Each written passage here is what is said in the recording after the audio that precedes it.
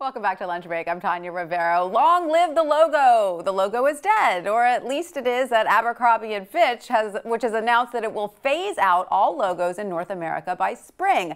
With a look at logos and the teen market, we're joined by senior style reporter Elizabeth Holmes. Elizabeth, thanks so much for being here.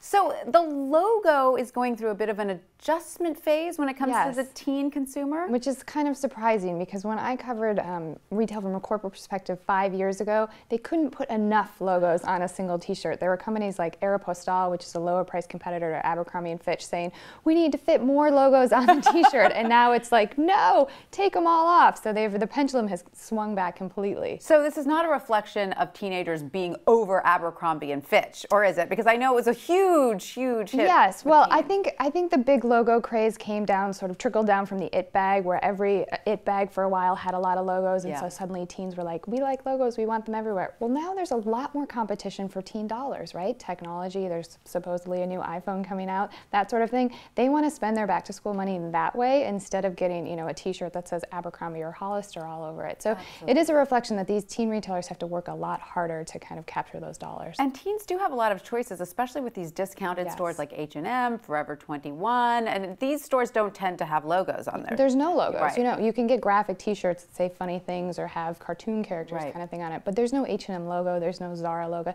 It's more sort of an understated kind of thing, and I think teens are catching on to that. You know, they don't necessarily need to be advertising where their clothes came from. And yet we know how cyclical fashion is, and you've been covering high fashion now, where you are seeing a return to some logos. The logo is kind of creeping back. For spring of this year, Alexander Wang had some really chic ways of doing logos that were understated and almost subtle, but kind of cool too.